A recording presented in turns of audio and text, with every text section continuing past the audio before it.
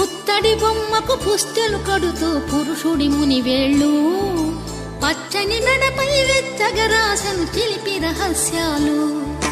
నేలకు జారిన తారకలై ముత్యాల తలంబ్రాలు ఇద్దరి తలపులు ముద్దగా తడిపిన తుంటరి జలకాలు.